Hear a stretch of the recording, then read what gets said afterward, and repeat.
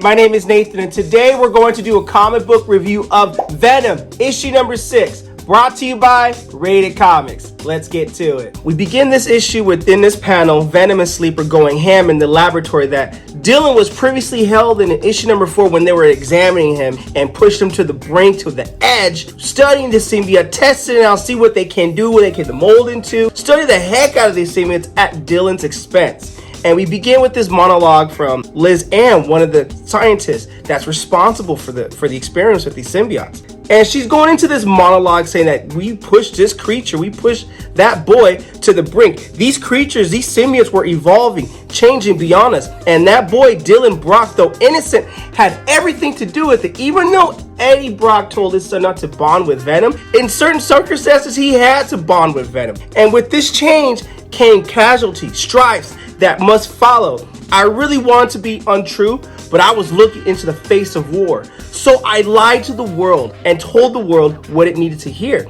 And she tells the media what happened here at Clarksfield in the laboratory was an unprovoked attack by symbiotes on our efforts to understand these creatures. It is evident, given our history with them and their recent actions, that we must consider them an organized and hostile threat. So as a result, I am making all the Alchemax's resources available to Senator Crane's symbiote task force. So Senator Crane comes in and he just does his speech. These past few days, my team and I have been locked in discussions with the Congressional Committee on Symbiote Matters and various national security organizations. So they're gonna go all out on this hunt for Dylon and Venom. And Mr. Crane is just loving what he sees on TV. And given his history with the knowledge of the symbiotes and the Life Foundation, they will consult with government agencies on the matter. So it's all hands on deck. So while they're doing this, meanwhile, also Bedlam in the hoodie is on the hunt for Venom too. So where is Dylon and Venom?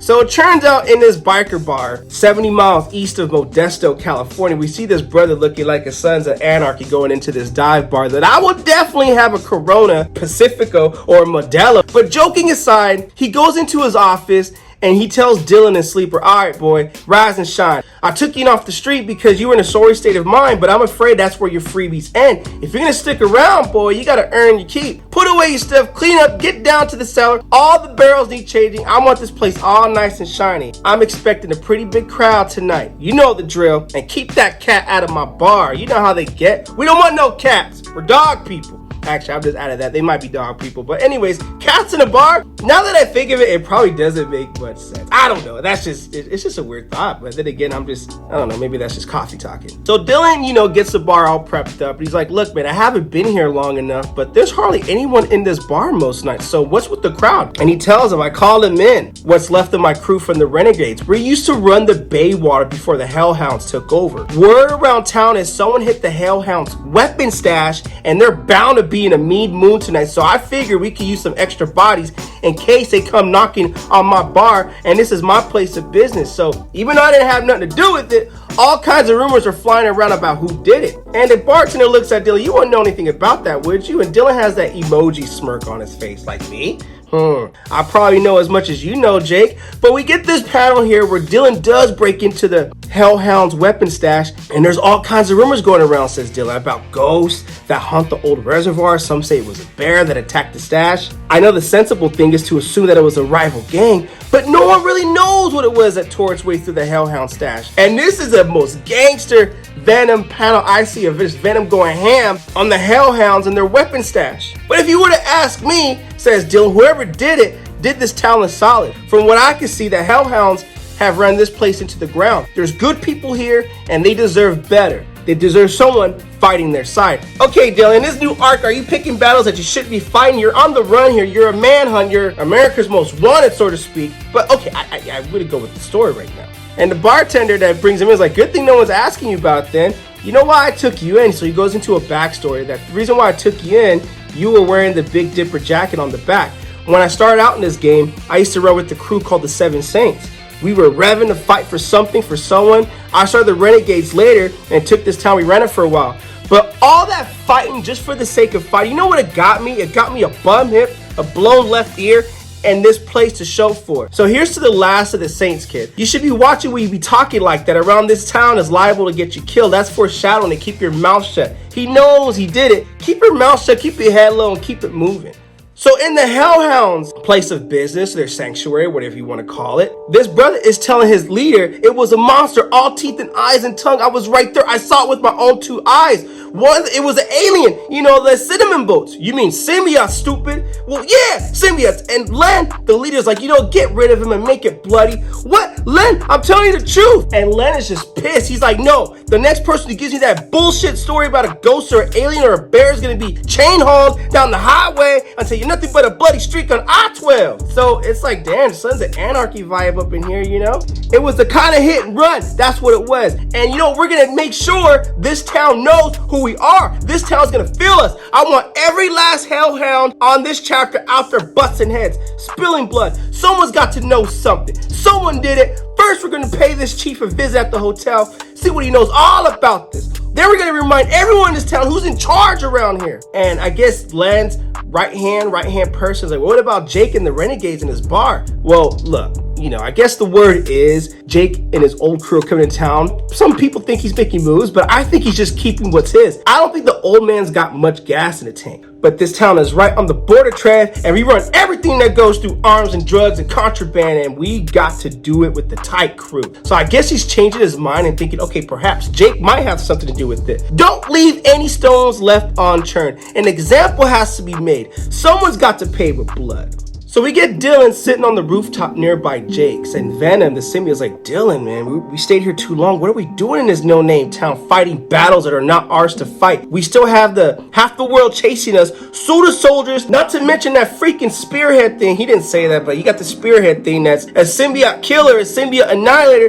Then there's your father. Eddie's still alive, or have you forgotten? Eddie's like, no, I haven't forgotten, man. Last time I saw my dad, he said to me that he was alive and trying to get back to me, and that I could trust you. So I did, but I need you to understand I'm not my father. If we're going to do this, I have to find my own way. I mean, I respect it as a kid, man. I mean, as a kid, my father wanted me to follow his path as an engineer. Now I'm doing comic book reviews on YouTube, on the internet. But you know, I get that you have to follow your own path and do your own thing. And Dylon's like, man, he regretted, you know, all the darkness that came with being Venom. He wanted something else from me, something different. It's why he told us not to bond in the first place. But this is where we are now. And I'm figuring out how to be Venom, but I want to do it my way. And Venom's like, oh, I know what you want. You want to be a hero. I can feel it. Your desires, your thoughts, you know, killing. And yet we bonded, Dylon. Something changed. I am different, unleashed somehow because of something within you. But you're turning away from it, locking away in some dark corner because you're afraid who we really are. Afraid it means you're going to walk a road just as lonely as your dad.